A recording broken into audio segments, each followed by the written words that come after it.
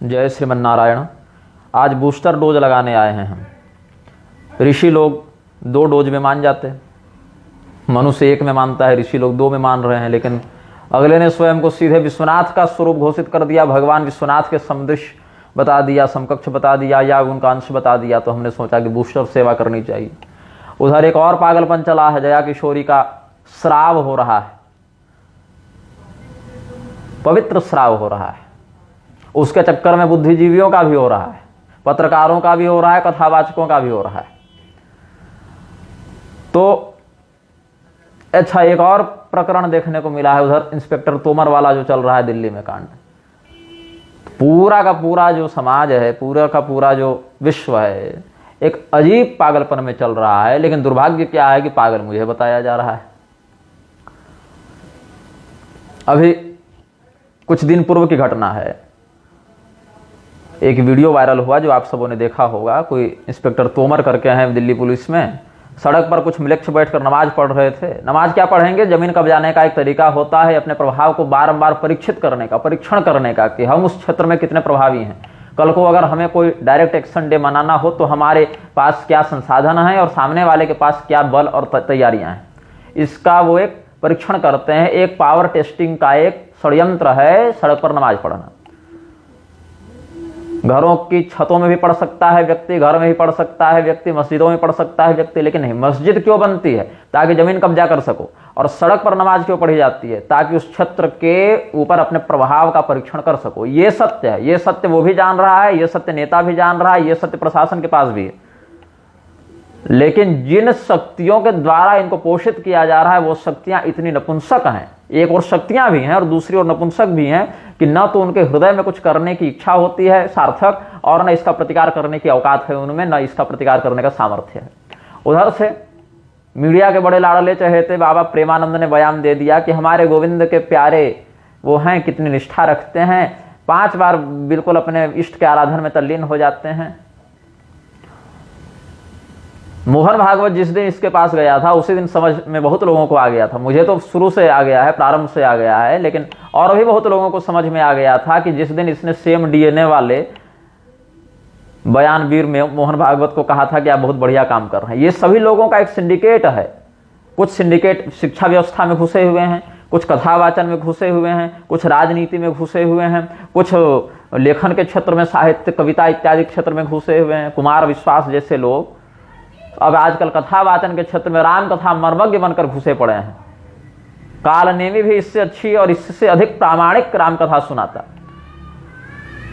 उधर जया किशोरी, चित्रलेखा, अनिरुद्धाचार्य जैसे अशास्त्रज्ञ लोग, जिन्होंने शास्त्र पर कतिपय अंशमात्र भी निष्ठापूर्वक परिश्रम न किया, ऐसे लोग भी सर्वज्ञ कल्प के समान प्रस्तुत होते हैं कि हमारे पास जिस प्रश्न का उत्तर चाहो ले जाओ।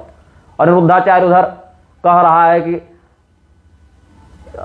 स्त्रियों के विवाह का जो सरकार ने आयु निर्धारण किया है 21 वर्ष, वो सही है। बल्कि एक को तो कह रहा है कि 25 वर्ष तक भी लड़कियों को प्यार की समझ नहीं होती। वो लड़की है कि मंदबुद्धि है? पशुओं में भी जो मादा होती है जवानी आने पर उसको इतना होश हो जाता है। ये कौन सी मादा चल रही है तुम्हारे मनुष्य जीवन में कि इसको 25 साल तक प्यार का होश ही नहीं हो रहा है? हाँ, ये जरूर होश हो जा रहा है, ये अवश्य होश हो जा रहा है कि 25 साल से पहले 50 बार प्रेग्नेंट होकर अबॉर्शन करा ले, इसका होश हो जा रहा है। बस विवाह का होश नहीं हो पा रहा है इन लोगों को। और अगर तुमको केवल शारीरिक सुख ही चाहिए तो विवाह करना क्यों है? कोठे में जाकर बैठ जाओ ना। सरकार ने तो ये भी कह दिया है कि कुंवारे से पहले कहीं पर जाकर रमण करो, चाहे शादी के बाद कहीं जाकर करो, कंसेंट होना चाहिए। क्योंकि जब तक स्त्रियों को वेश्या नहीं बनाओगे तब तक नेताओं को सप्लाई कैसे मिलेगी? यहां तो ऐसे ऐसे अनाथालय और वृद्धाश्रम भरे पड़े हैं जो बाहर से अनाथालय और वृद्धाश्रम का बोर्ड लगा कर चलते हैं और अंदर से वेश्यालय चला रहे होते हैं। वहीं के मैनेजर, वहीं के नेता, वहीं के ठेकेदार, वहीं के जो प्रशासन और शासन के लोग हैं, वही सब वहां पर अपने अपने रखेलों को रखे हुए हैं और बच्चियों का भी यौन शोषण करते रहते हैं। ये तो देश की वस्तु स्थिति है, वास्तविक स्थिति है। न्यायाधीश, वकील, पुलिस, नेता, अभियंता, जितने तरह के मतलब सरकार से प्रत्यक्ष या परोक्ष लाभ लेने वाले लोग हैं, सब के सब इसी में। कलिष्ठ कलह प्रिय वाम हस्ते धृत शिष्ण दक्ष जिह्वाम च नृत्यति, यही में लगे हुए हैं, इसी में लगे हुए हैं। शास्त्र सम्मत अवस्था जो विवाह की है रजो दर्शन से पूर्व, 6 वर्ष की अवस्था से लेकर रजो दर्शन से पूर्व कन्यादान हो जाए, 6 से लेकर रजो दर्शन से पूर्व, वो उत्तम है। रजो दर्शन के बाद 3 वर्ष का और मिलता है एक्सटेंडेड टाइम, सरल भाषा में जो धंसे वो समझ लो, उसमें भी वो मध्यम हुआ। अगर उसमें योग्य वर्ग की समुपलब्धता न हो पाए तो वृषली होम इत्यादि का प्रायश्चित करने के बाद अनंतर कन्यादान अधम माना जाता है। तो सरकार अगर इतनी ही बड़ी होशियार चंद है कि न्यूनतम आयु निर्धारित कर रही है, तो ये निर्लज्जो अधिकतम क्यों नहीं निर्धारित कर देते? तुम्हारे न्यूनतम के चक्कर में एक तो व्यक्ति की आधी अवस्था बीत जाती है, तब उसका विवाह होता है, उसके दूसरे तीसरे चौथे महीने, कभी दिन कभी महीने कभी वर्ष जाते केस फाइल कर देती है तलाक का। और उसके बाद तुम लोगों को यह भी छूट देनी है कि अगर अपना पति रमण करे तो कंसेंट वहां दिखा प्रूफ करके, और अगर दूसरे से करे तो कोई मतलब नहीं। इसको पूरे देश को वेश्यालय बनाकर रखा हुआ है इन लोगों ने, और इसी कुकर्म का समर्थन कर रहा है लोग व्यासपीठ पर बैठकर। ये तुम सनातन धर्म का प्रवक्ता बनोगे, सनातन धर्म का तुम व्याख्यान करोगे? विधवा विवाह का समर्थन कर ही रहा है अनिरुद्ध बैठकर। 25 साल तक विवाह नहीं होने दो, उसके बाद विधवा विवाह में प्रोत्साहित कर दो। तो तुम कर क्या रहे हो व्यासपीठ पर बैठकर? सामान्य सामान्य स्त्री धर्म का, वर्णाश्रम धर्म का बोध नहीं है। केवल वेशभूषा से एक सुंदर स्वरूप बनाकर प्रस्तुतिकरण कर दिया जाता है। लोग समझते हैं कि यही जो है कह रहे हैं सब बढ़िया है। प्रेमानंद के लाडले प्यारे जो गोविंद के भक्त हैं ना, ये मुसलमान, अभी 5 दिन भी नहीं हुआ है, हमारे घर से कुछ दूर 200-400 मीटर भी नहीं, कोई एक म्लेच्छ मजदूर किसी के यहाँ आता जाता था, उसने लगभग 50-60 लाख की, या जो भी अब कितना रिकॉर्ड में चढ़ता है कितना जाता है वो तो कोई वास्तविक नहीं बता पाता, लेकिन 50-60 लाख रुपये के ज्वेलरी और कैश लेकर चला गया। चला नहीं गया, लूट कर गया, धमका कर गया, चाकू के बल पर गया। वही मुसलमान जो उस घर में कई दिनों से काम कर रहा था, समझा कर थक गए हैं हिंदुओं को कि मत ऐसा करो, अपने घर में स्वयं से उनको मत घुसने दो, अपने घर में स्वयं से ऐसे कारीगरों को मत लाओ। लेकिन क्यों किसी को समझना है भाई? ऊपर से जो रविशंकर, प्रेमानंद, मुरारी और कौन उधर मोहन भागवत, ये सब जो मुसलमानों के साथ उठते बैठते, उधर अधोक्षजानंद, वासुदेवानंद, ये सब जितने मुसलमानों के समर्थक हैं, मुसलमानों के प्रियतम बने घूम रहे हैं, उनका अगर तुम विरोध कर दो, टोपी पहन के अली मौला वाले मुरारी और कृपालु का विरोध कर दो, इस्लाम को वैष्णव भक्ति योग बताने वाले प्रभुपाद का विरोध कर दो, तो हिंदुओं की कुंडलिनी जग जाती है कि निग्रहाचार्य तो संतों का विरोध कर रहे हैं। परिणाम क्या हुआ? चलो उस मुसलमान को पकड़ लिया गया, लेकिन क्या हुआ? हिंदू पुलिस वाले ने कह दिया, मुसलमानों हिंदुओं की भीड़ उसको दंडित करने के लिए तैयार हुई, तो पुलिस वाले ने कह दिया कि हमारी नौकरी चली जाएगी, इसको थाना में सरेंडर कर देते हैं, आगे प्रक्रिया में चलेगी। तुम अपनी नौकरी बचाने के चक्कर में कितने हिंदुओं के प्राण दांव पर लगा रहे हो। हिंदुओं को तो चाहिए कि पहले उसी पुलिस वाले को पकड़कर बांधे कि तुम भी इसी के साथ मिले हुए हो, इसीलिए इसको बचाना चाहते हो। तुम्हारी एक नौकरी के कारण सारे लोगों के जान प्राण धन संपत्ति संकट में पड़ रहे हैं, तुम अपना काम क्यों ठीक से नहीं कर रहे हो भाई? और पुलिस वालों की औकात तो मैं देख ही रहा हूं, सड़क खाली करवाते हो तो तुमको सस्पेंड कर दिया जाता है। तुम्हारे ही संरक्षण में इतनी हिम्मत हो जाती है उनको कि 100, 150, 200, 500, 1000 लोग थाना घेर लेते हैं, माए बाप कह के तुमको छोड़ना पड़ता है। और अगर कोई प्रशासन में अधिकारी म्लेच्छ बैठा हुआ है, तो चाहे वो चपरासी हो चाहे हामिद अंसारी उपराष्ट्रपति, वो हमेशा सदैव अपनी कौम का ही था और कौम का रहेगा। और ये बात मुझे जिस हिंदू ने बताई, वो हिंदू स्वयं मुसलमानों को घर में बुलाकर भी काम करवा रहे हैं। और मैंने जब उनसे कहा कि ऐसा क्यों करवा रहे हैं, तो उत्तर मिला कि अरे अपने गांव का मुसलमान है। वहां उनको भी तब भी होश नहीं। तो मैं क्या करूं? मुंह से ही बोलूंगा ना, आपकी तरफ से मैं हाथ में तलवार लेकर तो सदैव एक व्यक्ति के साथ खड़ा नहीं हो सकता। सबों को अपने अस्तित्व की रक्षा और अपने धर्म की रक्षा स्वयं करनी है। एक ही ईंट हर एक मोर्चे पर नहीं लग सकती, अलग अलग मोर्चे पर अलग अलग ईंट को रहना पड़ता है, तब एक दीवार बनती है, एक स्तंभ बनता है, एक दुर्ग बनता है। यहां तो हिंदुओं की वो स्थिति हो गई है कि लघु शंका करने के बाद लिंग और योनि धोना ये बताना पड़ रहा है। 40-50 वर्ष की अवस्था वाले लोगों को लिंग धुआ लो तो बताना पड़ता है कि पैर धो, कुल्ला करो। सामान्य सामान्य शुद्धि अशुद्धि का बोध नहीं, उनको रजोधर्म क्या समझ में आएगा? प्रेमानंद ने जब कह दिया था कि रजस्वला स्त्री भी भोग लगा सकती है, माता है, तो क्या हुआ? भगवान को मां पुत्र भाव से लगा ही सकती है। ऐसा जब प्रलाप किया था प्रेमानंद ने मीडिया के द्वारा, ऐसे लोगों को, सेलिब्रिटियों को, कौन से सेलिब्रिटी, कोई सदाचारी नहीं, कहीं से कोई दरगाह वाले को बुला लेंगे, कहीं से कोई क्रिकेटर बुला लेंगे, कहीं से कोई गांजा फूकने वाला, दारू पीने वाला, लड़की नचाने वाला पॉप सिंगर बुला लेंगे। और कहेंगे अरे इसके तो मिलियन फॉलोवर्स हैं, बिलियन फॉलोवर्स हैं, ये हमारे गुरु जी के पास आकर शरणागत हुआ, देखो हमारे गुरु जी का प्रभाव। ये पीआर एजेंसियों के द्वारा पूरी मार्केटिंग खड़ी की जाती है। लोग मेरे कमेंट में कहते हैं कि प्रेमानंद बाबा सदैव कर्तव्य पालन का बोध कराते हैं। कर्तव्य पालन, कर्तव्य की क्या परिभाषा है? स्वे स्वे कर्मण अभिरतः संसिद्धिम लभते नरः स्वकर्मणात्मभ्यर्च सिद्धिम विन्दति मानवः। इन उक्तियों को ध्यान में रखा जाए,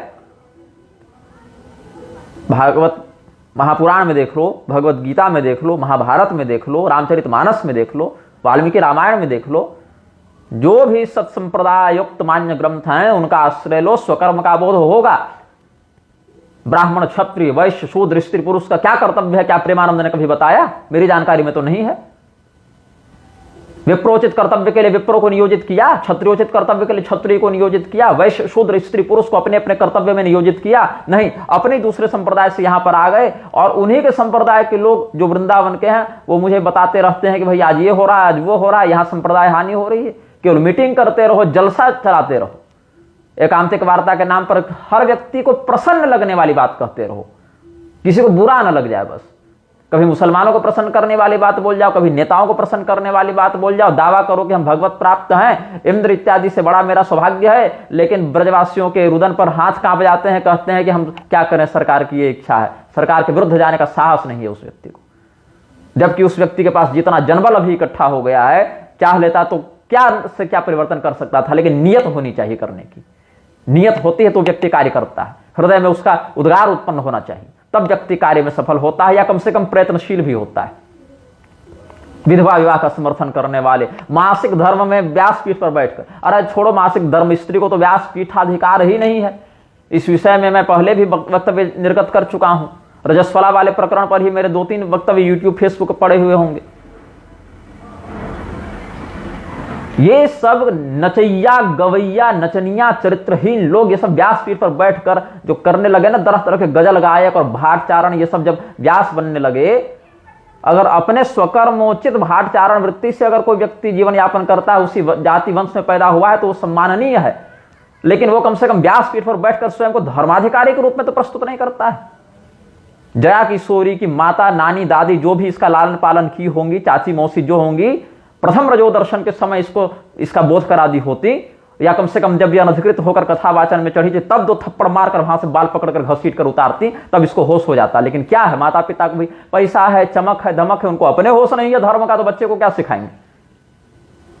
मेरी बेटी गा रही है, पैसा आ रहा है घर में, तो भैया गाने बजाने के चक्कर में अगर पैसे कमाना है तो रीलबाजी चल ही रही है। एक एक बित्ता कपड़ा पहन के लड़कियां नाच ही रही हैं, देह वो भी बेच रही है, देह ये भी बेच रही है। बस यही है कि इसने देह बेचने के लिए कथा का आश्रय लिया है, ग्लैमर देखने लोग पहुंच जाते हैं, उसने देह बेचने के लिए व्यभिचार का आश्रय लिया है।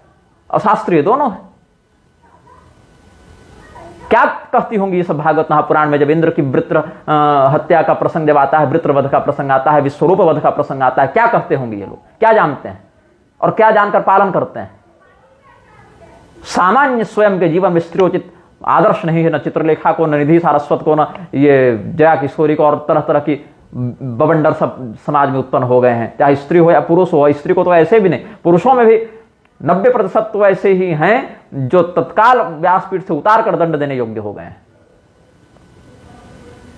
उधर हरिनारायण का प्रलाप अलग ही चल रहा है। हरिनारायण तिवारी अपने जितने डिग्री बटोरे हैं सबकी बत्ती बनाए और 9 द्वार में जहां समाहित हो डाल ले, मुझे कोई मतलब नहीं है।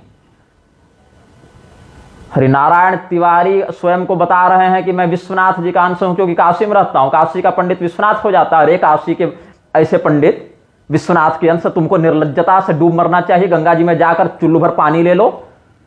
जब भगवान काशी विश्वनाथ के परिकरों के मंदिर तोड़े जा रहे थे, उनके शास्त्रोक्त पौराणिक देवालय तोड़े जा रहे थे, तब उसका विरोध तो करने की औकात नहीं थी तुम्हारी। सरकार की चापलूसी करते रहे, सरकार का अपारक घ्राण करते रहे तुम तुम्हारे जैसे निर्लज्ज, और आज आए हो विश्वनाथ का स्वरूप दिखाने के लिए हमको। भगवान विश्वनाथ के नगरी के बाहर की सीमा में जो चांडाल रहते हैं ना, वो भी तुमसे अधिक श्रद्धालु और अधिक पुण्यात्मा होंगे अगर उन्होंने भगवान शिव के मंदिरों को टूटता हुआ देखकर नेत्रों में आंसू की एक बूंद भी बहाई होगी तो। लेकिन तुम्हारे जैसे नराधम नहीं हो सकते। जिस विषय पर वार्ता चल रही है उस विषय से कोई मतलब नहीं। डिग्रियों की कुंडली निकाल कर बैठे हुए हैं, व्याकरण ज्ञान दिखा रहे हैं। व्याकरण पर हमने कुछ प्रश्न किया तुमसे, व्याकरण पर मेरा कोई विवाद है तुमसे, पकड़ो न रहो ना अपना व्याकरण भाई। हमने तो ऋषि और जगत गुरु विषय पर चर्चा की है, उस पर बात करने का औकात हो तो करो, और नहीं तो चुप रहो, मौन धारण कर लो। बैठे यहाँ साप देने, शर्ट पैंट पहन के, सिलाए हुआ वस्त्र पहन के, अर्ध छौरी ऋषि महर्षि बैठे यहाँ साप देने के लिए। यही निग्रह अनुग्रह सामर्थ्य है इनका पूरा का पूरा एक। और उसके बाद भी औकात नहीं इस व्यक्ति की कमेंट खोल ले, ताकि लोग कहीं पोल न खोल दें इसकी। व्याकरण का घाघरा उठा के सबको नाचना है, लेकिन ये क्षमता नहीं है कि कम से कम कमेंट खोलने, ऊपर से कमेंट मिटा दो, ब्लॉक कर दो, अपने कमरे में घुस के गाली देते रहो और स्वयं को ब्रह्मांड का सबसे बड़ा ज्ञानी सिद्ध कर दो। दो तरफ से आघात हो रहा है सनातन धर्म पर, एक बाहर से मृक्षों के माध्यम से, मिशनरी के माध्यम से, विधर्मियों मुसलमानों के माध्यम से, नास्तिक कम्युनिस्ट के माध्यम से, और दूसरा आक्रमण हो रहा है अंदर से, जो धर्मगुरु के रूप में, कथावाचक के रूप में, प्रोफेसर के रूप में, इतिहासकार, शास्त्रज्ञ, वैयाकरण, नैयायिक, मीमांसक, वेदांती, पौराणिक, ये सब जो अलग अलग उपाधियां बट रही हैं, उनके पीछे जो असुर बैठ गए हैं, उन उपाधियों के पीछे, और धर्म की अनुचित व्याख्या, अनर्गल व्याख्या, अमर्यादित व्याख्या कर रहे हैं। दो तरफा आघात है सनातन धर्म पर, एक बाहर से जो स्पष्ट है और जो अंदर से जो छिपा हुआ है, जो पता नहीं। घर के बाहर से अगर कोई आक्रमण करे तुम पकड़ लोगे, घर के अंदर ही अगर गद्दार बैठा हो तो कैसे पकड़ोगे? ऐसे गद्दारों से तुम्हें सार्थकता पूर्ण सतर्क करने के लिए हम यहाँ पर इतना परिश्रम करके वक्तव्य निर्गत कर रहे हैं। किसी को समझना हो तो समझे, और नहीं समझना हो तो रजस्वला का समर्थन करते हुए कंधा पर बैठाकर घूमते रहे जब वो रजस्वला होगी तो। यही आरएसएस के कुचक्र में और वामपंथियों के मिली भगत षड्यंत्र में। आरएसएस का समर्थन करके वामपंथियों को गाली देते हो ना, दोनों एक ही हैं। सबरीमला मंदिर के मर्यादा को विकृत करने के लिए वामपंथी और आरएसएस दोनों ने हाथ मिलाया था। रजस्वला स्त्रियों को अंदर प्रविष्ट कराया जा रहा है, पैड ले लेकर भगवान पर चढ़ाया जा रहा है। तिरुपति बालाजी में प्रवेश करा दिया गया रजस्वला स्त्री को। तुम्हारे देवालयों के ऊपर तुम्हारी नपुंसकता को सिद्ध करने के लिए सब विधर्मी अलग अलग वेशभूषा को धारण करके, कभी व्यासपीठ पर बैठकर, कभी संसद में बैठकर, कभी न्यायपालिका की जूरी कोर्ट में बैठकर, जस्टिस बेंच पर बैठकर ये सब प्रलाप करते रहते हैं, और तुम जो है इन्हीं को अपना धर्म रक्षक और कर्ता धर्ता विद्वान समझते रहते हो। प्रोफेसर संतोष पंत उधर एक हैं। उस व्यक्ति का कहना है कि वो काशी के विद्वान चाहते हैं कि धर्मांतरण रुक जाए, और हम चाहते हैं नकली जगत गुरु न बने। अरे भैया, निग्रहाचार्य तो दोनों चाह रहे हैं, फिर तुम्हारी क्यों नहीं बन रही है? एक व्यक्ति जो नकली जगत गुरु खड़ा कर रहा है, नकली शंकराचार्य खड़ा कर रहा है, स्वयं को ऋषि बता रहा है, पराशर जी को अप्रमाण बता रहा है, महावाक्य की निंदा कर रहा है, वाल्मीकि जी को शूद्र बता रहा है, नवदुर्गा को अवैदिक बता रहा है, ऐसा व्यक्ति तुम्हारे लिए सम्मान नहीं हो गया कि वो मिशनरी का विरोध कर रहा है। और उसके द्वारा बनाए गए कितने गुरुओं ने मिशनरी का विरोध किया। आसाराम बापू आज तक जेल में है, उम्र कैद से अधिक जेल तो ट्रायल में चली गई।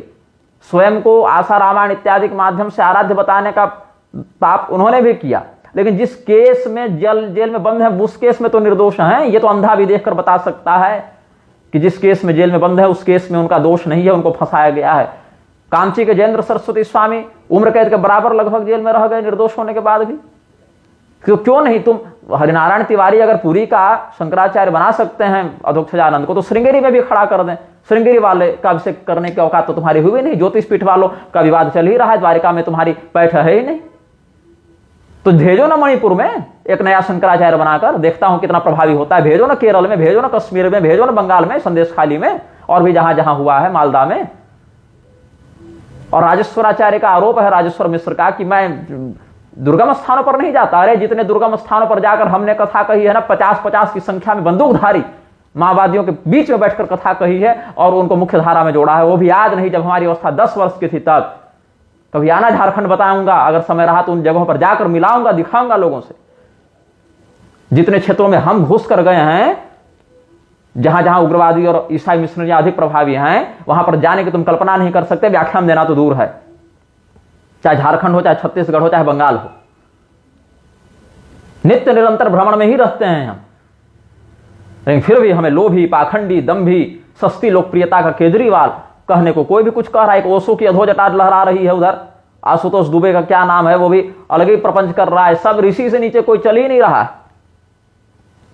अच्छा, हिंदू की और क्या मूर्खता है कि मस्जिद काशी विश्वनाथ में उधर 300-300 मुसलमान घुस गए, उसकी तो रोकने का औकात नहीं हुई इस विश्वनाथ के अंश को। स्वयं को जो विश्वनाथ भगवान का अंश बता रहा है, उस हरिनारायण की औकात तो हुई नहीं। ऊपर से हिंदू लहालोट होते रहे विरोध में ही कह देता कि विश्वनाथ मंदिर की मर्यादा का अतिक्रमण किया जा रहा है, कई वर्षों से सरकार इस पर रोक लगा, और नहीं तो हम सरकार के विरुद्ध ऋषि हैं भैया तो आंदोलन करेंगे। हमको साप देने के लिए इसका मुंह खुल गया है इस दुष्ट का। लेकिन भगवान विश्वनाथ का स्वरूप स्वयं को बता रहा है, भगवान विश्वनाथ की मर्यादा जो लोग खंडित कर रहे हैं उनके विरुद्ध छींकने और खांसने की औकात नहीं है इस व्यक्ति की। भगवान विश्वनाथ मंदिर में घुसने वाले 300 मलेच्छ जो अयोध्या से ही रिटर्न हुए थे, वो वही दल था या पता नहीं कौन, उस पर हिंदू लहालोट है। जबकि क्या लिख रहा है वो दुष्ट दल, राम कृष्ण शिव हमारे नबी हैं। नबी मतलब समझते हो, अल्लाह का दूत, अल्लाह का उपासक, अल्लाह का संदेशवाहक। राम कृष्ण शिव को परमात्मा नहीं, जगदीश्वर नहीं, अपितु अपने अल्लाह का दूत मानता है वो। तुम्हारे माथे पर मूत कर गया है रे, हो कहां तुम अभी? तुम्हारी औकात होगी कभी कहने की, मस्जिद में घुस जाओ और कहो हमारे शिव, हमारे भगवान राम, हमारे भगवान शिव, हमारे भगवान कृष्ण का सेवक है अल्लाह? औकात होगी तुम्हारी? और वही जब मुसलमान तुम्हारी बहू बेटी उठाकर ले जाता है तब क्यों छाती पीटते रोते रहते हो कि हमारी बहू बेटी उठाकर ले जा रहा है? भगवान की भक्ति कर रहा है वो, तुम्हारी परमेश्वर को अपना नबी बता रहा है, मंदिर में घुसकर आराधना कर रहा है, तो बहू बेटी भी उठाकर ले जा रहा है, उसमें तुमको क्या आपत्ति हो रही है? बहू बेटी की मर्यादा का बहुत होश हो गया। देवालयों की मर्यादा, तुम्हारे बाबूजी की गल्ले की दुकान है वो, गल्ले पर बैठने वाला कोई नौकर है वो, प्रतिनिधि है तुम्हारा? देवता वहां पर बैठकर तुम्हारा आदेश पालन करेगा? देव तत्वों का आराधन देव तत्व के बताई मर्यादा के अनुसार होता है, मनमौजी मर्यादा से नहीं होता है। मनमौजी मर्यादा उसी भक्त की क्षम्य हुई जहां पर भक्त इतना सरल था, उसको कुछ पता ही नहीं था, बस प्रेम था भगवान से तो कर दिया। लेकिन जब उसको विधि का बोध कराया गया तो वह भी विधिपूर्वक भगवान की सेवा में तत्पर हुआ, थेथरई नहीं करता रहा। उधर सियाराम दास नैयायिक जी की पोस्ट में देख रहा था गर्भावस्था में नामकरण संस्कार पर। इधर राजेश्वराचार्य ने कह दिया कि इसका तो नामकरण संस्कार गर्भे में हो गया था मेरे बारे में। उधर लंबी चौड़ी लेख लेकर नैयायिक जी पहुंच गए। कम से कम पूछ ही लेते एक बार हमसे कि हुआ भी नहीं था कि तुम्हारा गर्भाधान संस्कार, नामकरण संस्कार गर्भावस्था में? मेरे पिताजी ने कहा कि जैसे मेरे परिवार में ऐसा हुआ है, हम लोग मतलब पूरा का पूरा खानदान ही, पूरी वंशावली ही साधकों की रही है। हमारे कुल में ऐसे ऐसे सिद्ध साधक हुए जो व्याघ्रादि का निग्रह करके उन पर आरूढ़ होकर यात्रा करते थे। ऐसे ऐसे जो साप देकर 7 दिन 10 दिन में लोगों की मृत्यु का कारण बनते थे अगर वो मृत्युदंड का कार्य किया है, वो भी सामान्य नहीं, राजकुल के ऊपर भी कर मारण का अधिकार रखते थे। अभी नहीं वो उस प्रकार के साधक वर्तमान में दिखने को मिल रहे हैं, लेकिन 7 पीढ़ी 10 पीढ़ी पहले से थे। यहां तक कि हमारे दादाजी के 4 पुत्रियां थी, एक पुत्र हुआ था जो जन्म के कुछ दिनों के बाद चले गए थे। तो हमारे दादाजी को कोई साधु मिले थे, उनसे उन्होंने प्रश्न किया था कि मैं पुत्रवान बनूंगा कि नहीं, तो उन्होंने भविष्यवाणी की थी कि तुम्हारे 2 पुत्र होंगे, ज्येष्ठ पुत्र जो है वह शिवांश से जन्म लेगा, दूसरा पुत्र जब जन्म लेगा तो तुम्हारी मृत्यु हो जाएगी। वही हुआ। हमारे पिताजी शिवरात्रि को जन्म लिए, इसलिए शंकरदास गुरु नाम पड़ा। बाद में कामेश्वर सिंह दरभंगा विश्वविद्यालय से वो साहित्याचार्य बने तो आचार्य श्री शंकरदास गुरु नाम हो गया। और हमारे जब चाचा जी का जन्म हुआ उसके 6 महीने के बाद दादाजी का परलोक गमन हो गया। वैसे ही मैं जब गर्भ में आया, हमारे गर्भ में आने की भी माता जी बताती हैं बातें कि हम जब नहीं उत्पन्न हो रहे थे तो राजा दिलीप से, रघुवंशम से प्रेरणा लेकर नंदिनी गौ के समान एक हमारे यहाँ काली गाय थी बताते हैं, तो मेरी माता जी और पिताजी बिल्कुल देह छायावत उसकी रक्षा करते थे, सेवा करते थे। वो गाय बहुत बूढ़ी हो गई, वो गाय बहुत जब बीमार पड़ गई तब भी सेवा करते रहे। तो माताजी बताती हैं जिस दिन हम गर्भ में आई उसी दिन उस गाय का परलोक गमन हुआ, और सपने में आकर उसने कहा कि पुत्रवती भव, ऐसा आशीर्वाद देते हुए हो गई। तो माताजी को दृढ़ विश्वास हुआ कि मैं पुत्र को ही जन्म दूंगी। फिर गर्भस्थ चैतन्य आदि विधानों से पिताजी माताजी हमें गर्भ में ही भागवत गीता इत्यादि का अपने पढ़ते थे, तो हम भी सुनते रहते थे, या जो भी बात है वो बताते हैं। उसी समय उन्होंने चिंतन किया कि श्री भागवतानंद नाम होगा और गुरु तो वंश की उपाधि है। इतनी सी बात है कि पारिवारिक चर्चा के मध्य ये नामकरण की घोषणा हुई। ऐसा नहीं हुआ कि बैठाकर माताजी को मुहूर्त निकाल के नामकरण संस्कार कर दिया गया। इतना सामान्य विवेक तो नैयायिकों को तो होना ही चाहिए। यद्यपि उन्होंने नाम नहीं लिखा, लेकिन किस अंश में किसके और कौन से लेख का संकेत है ये तो सब समझ रहे हैं। अनपढ़ तो कोई ऐसा बैठा नहीं कि आप ही एक पढ़ के बैठे हैं। लेकिन यही सियाराम दास नैयायिक इतने बड़े विद्वान सब शास्त्र का प्रमाण एकदम प्रस्तुत करने में तत्पर, लेकिन इनकी क्षमता नहीं हुई। ये भले कह दिए कि वाणी में मर्यादा होनी चाहिए, आवेश में विद्वान मर्यादा का अतिक्रमण कर देता है तो बोल बैठता है। आपको ये नहीं दिख रहा कि सामने वाला स्वयं को ऋषि बता रहा है, सामने वाला श्रुति सिद्धांत की निंदा कर रहा है, सामने वाला अपने आप को शंकराचार्य का भी बाप घोषित करके रखा हुआ है, और उसके बार बार इस प्रकार के अधर्म को और मर्यादा अतिक्रमण को देखकर हमने प्रत्युत्तर दिया तो मुझे ही पागल और ढोंगी कह रहा है और असभ्य कह रहा है। ये आपको नहीं दिखा था उस समय? जिस रामभद्राचार्य ने तमाम आचार्यों की निंदा करने में पूरा जीवन व्यतीत कर दिया, शास्त्र सिद्धांत का बलात्कार करके रख दिया जिस व्यक्ति ने, उस व्यक्ति का बहिष्कार करने की क्षमता हुई कभी आपकी? उस व्यक्ति के विरुद्ध मुखर होकर एक मंच से व्याख्यान देने का, मुखर होकर एक लिखने का सामर्थ्य आप में क्यों नहीं हुआ आज तक? संकेतात्मक लेख संप्रदाय के आचार्य होने के नाते रामानंद संप्रदाय में तो आपकी भी बड़ी प्रतिष्ठा है, एक मठ के आप आचार्य हैं, मूल पीठ के आचार्य में से एक हैं आप। शास्त्र ज्ञान में कमी है ये नहीं है, मीमांसा न्याय व्याकरण में कमी है ये नहीं है, हिम्मत में क्यों अभाव हो गया भाई आपका? और अगर वहां अभाव है तो यहां भी चुप्पे बैठिए। यहां तो सबकी कुंडली जग जाती है कि बड़ों से कैसे बात करनी चाहिए, तो नामकरण संस्कार कब होना चाहिए। मानो मेरे पिताजी इतने मूर्ख थे कि उनको ये भी होश नहीं था कि कब करना चाहिए, आप बता रहे हैं तब 27 साल के बाद उनको ये पता चल रहा है, मेरे जन्म के 27 वर्ष के बाद। बड़ी कृपा हुई आपकी कि आपने बता दिया, हम तो जानते ही नहीं थे कि नामकरण संस्कार कब होता है, कैसे होता है। ये तो हाल है इन लोगों का। अवस्था में बड़े होने के कारण किसका सम्मान करना चाहिए? जाकर निरुद्धाचार्य का पैर पकड़ लेते हैं कि विधवा विवाह का समर्थन भले किया, लेकिन सरकार आप हमसे उम्र में बड़े हैं। और कौन कौन उम्र में बड़े हैं भाई हमसे? ये तो स्वाभाविक बात है। प्रवचन करने के समय अष्टावक्र का नाम लेंगे, अभिमन्यु का नाम लेंगे, आंग्रस का नाम लेंगे, अगर आने के समय हमको नाम लेंगे। शास्त्र सिद्धांत पर चलोगे सम्मान मिलेगा, कहने की आवश्यकता नहीं पड़ेगी, स्वयं मिलेगा। नहीं चलोगे तो गाली सुनोगे, उसके लिए भी सोचना नहीं पड़ेगा, एनी टाइम सप्लाई उपलब्ध है। तो अवस्था में बड़े का सम्मान किया जा सकता है, ठीक है, लेकिन मात्र अवस्था में बड़े होने के कारण तमाम कुकर्मों की हम उपेक्षा कर दें, और अवस्था में बड़ा है, डिग्री में बड़ा है, इसीलिए तो समाज और उसको प्रभावी मानकर उसके भ्रामक सिद्धांत को धर्म सिद्धांत समझकर भ्रमित होगा ना। इसीलिए तो जो अवस्था में बड़े हैं, डिग्री में बड़े हैं, उसको और गंभीरता से अपने आचरण को ध्यान में रखकर अपने लिए आदर्श मर्यादा प्रस्तुत करनी चाहिए। यहां तो अगला अपने आप को मनुष्य मानने के लिए तैयार नहीं है, वो तो ऋषि घोषित होकर घूम रहा है, उसके बाद भी संतोष नहीं हुआ तो स्वयं को विश्वनाथ जी का अंश बताया गया। काशी का विद्वान हो तो विश्वनाथ जी हो गए, तो फिर पूरी शंकराचार्य जी भी शंकराचार्य हैं, तो शिव जी के अंश हैं, तो काहे कर आया था जी तुम उनको?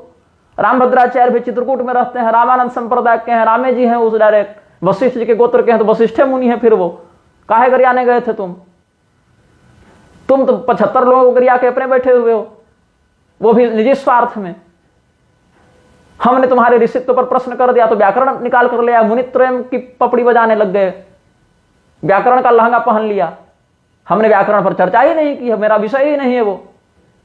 कल को मैं तुमसे आगम पर कोई प्रश्न करूंगा, तुम बाइबल उठा कर ले आओगे, हमें उससे क्या मतलब?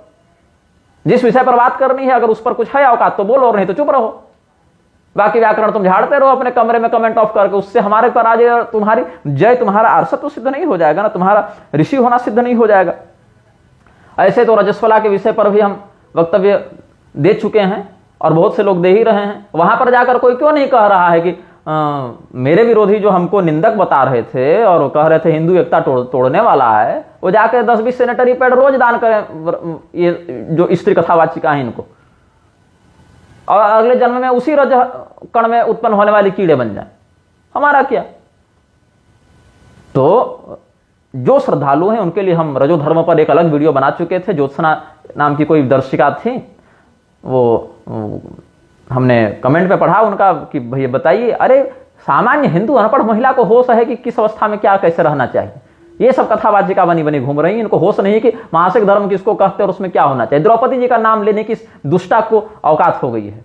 द्रौपदी जी अग्निकुंड से उत्पन्न हुई हैं, शाप वरदान देने में निग्रहानुग्रह सामर्थ्य है उनके पास, विश्वकर्मा के समान सामर्थ्य रखने वाले दैत्यराज मय का बनाया हुआ दिव्य उनके पास महल है, उनको होश नहीं है। उनके पास टेक्नोलॉजी की कमी हो गई, उनके पास ज्ञान की कमी हो गई। जया किशोरी के पास बढ़िया फॉलोअर्स हो गए इंस्टाग्राम और सोशल मीडिया पर, तो इसको होश हो गया है। तुम सब दोषी हो, व्यासपीठ के विकृतिकरण के तुम सब दोषी हो, जिन्होंने भी अपने समय में सामर्थ्य होने के बाद इन बातों का विरोध नहीं किया था, ऐसे तुम सब पीठाधीश्वर महामंडलेश्वर जगत गुरु इस कुकर्म के दोषी हो जिस भी व्यक्ति ने किसी भी स्त्री को अपने से प्रश्रय देकर व्यासपीठ पर बैठाया है उसको उसी के रजपान का दोष लगेगा, यह निश्चित है। अंतस्फुरणा से यह मैं कह रहा हूं, जिस भी व्यक्ति ने इस प्रकार का कुकर्म किया हो। भगवान श्री नारायण ने, वराह भगवान ने वराह पुराण में पृथ्वी देवी को बहुत से धर्म शास्त्रीय सिद्धांत सदाचार का बोध कराया है। उसमें रजस्वला के लिए जो मंत्र बताया था, अनादि मध्यांतमजम पुराणम रजस्वला देववरम नमामि, उस पर हम एक अलग से वीडियो बनाए हैं। स्पृष्टा या रजसा देवी मम कर्म परायणा, ये सब जो कहा वराह भगवान ने, वो निजी सेवा के लिए तो कर सकती है, लेकिन हमारा जो आराधन है इसमें उसका अधिकार नहीं है। स्नात्वा सात महाभागे पंचमात् दिनात् पुनः यथार्हम कुरुते कर्म मच्चित्ता मत्परायणा। पांचवें दिन न्यूनतम, शराब अगर तीसरे दिन बंद हो गया हो तो चौथे दिन स्नान करके गृह कार्य पति कार्य के लिए, पांचवें दिन से देवता पितृ कार्य के लिए शुद्ध होती है। और महात्म्य देखिए प्रभास क्षेत्र का जो स्कंद पुराण में वर्णित है, संशुद्धा स्नात स्यात् चतुर्थे हनिस्नाता नारी रजस्वला दैवे कर्मणि पित्रे च पंचमे हनिशुद्धति। पांचवें दिन शुद्ध होती है देवता और पितर के लिए। फिर रजस्वला स्त्री तो श्राद्ध के अन्न को देख ले, सुवर देख ले और रजस्वला स्त्री देख ले तो, या कुत्ता इत्यादि देख ले तो सब कुछ राक्षसों का हो जाता है। देवता पितर फिर उसको ग्रहण नहीं करते। यत् श्राद्धम सूकरः पश्यन् नारीवात रजस्वला कौले यकोथ बाल यस्तत्सर्वं ते भविष्यति। यही बात फिर आगे के अध्यायों में कही कि राक्षसों का क्या होता है आहार। श्राद्धम संपश्यते श्वाच नारी चैव रजस्वला तेजस्सूकरश्चान्नम तदस्माकम तु भोजनम। रजस्वला के द्वारा, कुत्ते इत्यादि के द्वारा देखा गया श्राद्धान ही राक्षसों का भोजन होता है। श्री प्रश्न संहिता के अध्याय 49 में ये सब वर्णन है कि कोई अगर रजस्वला स्त्री मंदिर में घुस जाए तो उसका पुनः शोधन करके पुनः नवीन उसका प्रतिष्ठा विधान, लघु प्रतिष्ठा विधान वर्णित है। महाभारत के अनुशासन पर्व में कहते हैं, रजस्वला च या नारी श्वित्रिका पुत्रिका च या एताभिश्चक्षुषा दृष्टम हविर्नाशनन्ति देवता पितरश्च न तुष्यन्ति वर्षाण्य पितृयोदस। रजस्वला नारी के द्वारा देखे गए हविष्य या पिंड को देवता पितर नहीं ग्रहण करते। देवी भागवत महापुराण में स्वयं कहा स्कंध 9 के अध्याय 8 में, और ब्रह्मवैवर्त पुराण के प्रकृति खंड में भी कहा, पुंश्चली वार्धुषा वीरा कुट्टनी च रजस्वला विप्राणाम रंधनागारे भविष्यन्ति च पाचिका। ब्राह्मणों के घर में व्यभिचारिणी स्त्रियां, ब्राह्मणों के घर में रजस्वला स्त्रियां भोजन बनाने लगेंगी, ये कलियुग का लक्षण हो जाएगा। ऐसे ही अन्न खा के इन सबकी बुद्धि भ्रष्ट होती जा रही है। यहां पर एक वेश्यागामी लोगों से जुड़ी हुई सरकार बनी हुई है, वेश्यागामी लोगों से बनी न्यायपालिका और प्रशासन भरे पड़े हैं, और पूरे देश को अघोषित वेश्यालय बनाने पर ये निर्लज्ज तुले ही हुए हैं।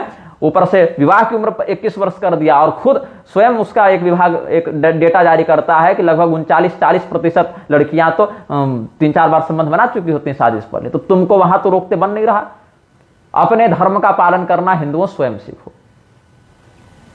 और सबको, अब मान लेते हैं मेरी बेटी है 8-9 वर्ष की हो गई, मुझे विवाह उसका करना है, लेकिन योग्य वर भी तो मिलना चाहिए। तो सामने इकलौता, ये सब सापेक्षिक धर्म है। ये सब धर्म जो है, वैवाहिक धर्म इत्यादि सापेक्षिक धर्म है। जब तक सामने वाला नहीं होगा नहीं कर सकती आप। आपको अपने लड़के का विवाह करना है, योग्य कन्या उचित उम्र में नहीं मिले, अपनी लड़की का विवाह करना है तो नहीं मिले, अपना करना है तो नहीं मिले। तो सापेक्षिक धर्मों के लिए सभी हिंदुओं को एकजुट होकर आना पड़ेगा। और अगर कोई शासन प्रशासन नेता मंत्री आए करने के लिए तो उसको 2 थप्पड़ लगाओ और कहो कि हम अपनी बेटी का विवाह अपनी बेटी और अपनी मर्जी से कर रहे हैं। तुम बोलोगे तो फिर बोलने लायक बचोगे नहीं। ये तेवर जब तुम नहीं दिखाओगे तो तुम सोच लो कि तुम्हारे पितर, तुम्हारे देवता तुम्हारा परित्याग करके कोप वशात साप देकर जो कुछ बचा खुचा है वो भी भ्रष्ट करके चले जाएंगे। उनका कुछ नहीं बिगड़ेगा, बल्कि भगवान के शोधन के बाद भी देवताओं की स्थिति सुदृढ़ होनी ही है। तुम अपना कैसे करोगे सो तुम देख लो। विष्णु धर्मोत्तर पुराण के दूसरे खंड में, शुद्धा भरतुश्चतुर्थे हनिस्नाता नारी रजस्वला दैव कर्मणि पित्रे च पंचमे हनिशुद्धति। स्कंद पुराण में देखिए, प्रथमे दिवसे स्त्री स चांडाली सा रजस्वला, द्वितीय दिवसे म्लेच्छा, तृतीय रजकी तथा शुद्धा भरतुश्चतुर्थे हनि न शुद्धा दैव पैत्र्यो असत शुद्रा समासा च तद्दिने च परम प्रति। जयाख्य संहिता का 25वां पटल देखिए, अन्नम रजस्वला स्पृष्टम भुक्तम चेद्यति कामतः जप्त्वास्त्र मंत्रम साष्टम च शतम चैवाभिशुद्धति। वराह पुराण में ही जो मैं बता रहा था, तृतीयम अपराधम तो कल्पयामि वसुंधरे दृष्ट्वा रजस्वलाम नारी अस्माकं या प्रपद्यते। रजस्वला स्त्री को देखकर और उससे बात करके मंदिर जाने का निषेध कर दिया। तुम रजस्वलाओं को मंदिर में घुसा रहे हो, व्यासपीठ पर बैठा रहे हो, निर्लज्ज, जिसको होश नहीं है कि किस अवस्था में क्या पवित्रता और अपवित्रता का बोध रखना है। ऐसी लड़की क्या सुनाएगी कथा और क्या करेगी प्रवचन। ऐसे तो स्त्री का अधिकार नहीं, और कहती है कि हमको कहाँ नहीं मिला। तुमको तो जो वर्णन है, जिस पर पैसा कमा रही उसका तो होश ही नहीं है तुमको, तो तुमको वर्णन दिखा भी दिया जाएगा तो क्या समझ में आएगा तुमको। 5 साल के बच्चे को अगर बैठा कर कोई चंद्रयान की पूरी इंजीनियरिंग समझा दे तो क्या वो समझेगा। तुम्हारा ही पास विवेक होगा तब ना, विवेक होगा तो निरक्षर होने पर भी समझ जाओगे, और विवेक नहीं है तो डिग्रीधारी तो ऋषि महर्षि बैठिए रहे, घूम ही रहे यूजीसी की कृपा से, यूजीसी संप्रदाय के। वराह पुराण में ही देखो, रजस्वला नारीम रजस्वलाम स्पृष्ट्वा योमाम स्पृशति निर्भयः राग मोहेन संयुक्तः कामेन च वशीकृतः वर्षाणाम तो सहस्रैकं रजः पिबति निर्घृणः अंधश्च जायते देवी दरिद्रो ज्ञान मूर्खवान न च विन्दति चात्मानं पतितो नरके यथा। रजस्वला स्त्री को छूने के बाद जो व्यक्ति भगवान का स्पर्श करता है, पूजा पाठ करता है, मंदिर में चला जाता है, या वैसे किसी भगवत स्वरूपी विग्रह, यंत्र, माला, आसन, देवता इत्यादि का पुस्तक, ग्रंथ इत्यादि भी छूता है, भगवान मतलब बहुत कुछ, तुलसी, शालग्राम, गंगा जल, भागवत गीता, वेद, उपनिषद, सब कुछ, यज्ञोपवीत, ये सब भगवान के स्वरूप हैं। 1000 वर्षों तक उस मूर्ख को रजह पान करना पड़ता है, वही जो मासिक धर्म का रक्त है वही नरक में पिलाया जाता है, पीते रहो। फिर जब जन्म लेगा तो अंधा होगा, मूर्ख होगा, दरिद्र होगा, ये सब। और जो रमण कर ले वो तो राक्षसों का ही भोजन हो जाता है। रजस्वलाम व्रजेद यो वा पुरुषः काम मोहितः नग्नश्चेति तथा स्नाति भक्षणीय सत्वरम पतितम कुष्ठ संयुक्तम चांडालम च गवाशिनम स्वानम रजस्वलाम भिल्लम स्पृष्ट्वा स्नान समाचरेत। रजस्वला को, कुष्ठ रोगी को, जो भ्रूण हत्या, गौ हत्या, ब्रह्म हत्या ये सबसे पतित हो चुका है, ऐसे व्यक्ति को, गाय भक्षण करने वाले, गौमांस भक्षक, मुसलमान, वृक्ष, ईसाई इत्यादि को छूने के बाद व्यक्ति को सचैल स्नान करना चाहिए। पद्म पुराण के सृष्टि खंड के अध्याय 48 में बताया गया है। तो क्या है, सब ऋषि महर्षि, सब जगत गुरु, रजस्वला अवस्था में भी कथा कर लो, कोई मतलब नहीं, कोई बात नहीं। इतनी निर्लज्जता और इतना संस्कार जब व्याप्त हो गया है और इनके विरुद्ध कोई मुखर होकर बोलता नहीं है, बोलने वालों को सिखाने लोग पहुंच जाते हैं कि अवस्था में बड़े का, डिग्री में बड़े का सम्मान करो, भाषा सुधारो। तुम भाषा का ध्यान रखो भैया, हम लोगों के लोक परलोक का ध्यान रख रहे हैं। तुम भाषा का ध्यान रखो, हमसे नहीं हो पाएगा। तुम भाषा का ध्यान रखो, हम धर्म का ध्यान रखने के लिए कटिबद्ध हैं। श्रीमन्नारायण हर हर महादेव, नमश्चंडिकाय।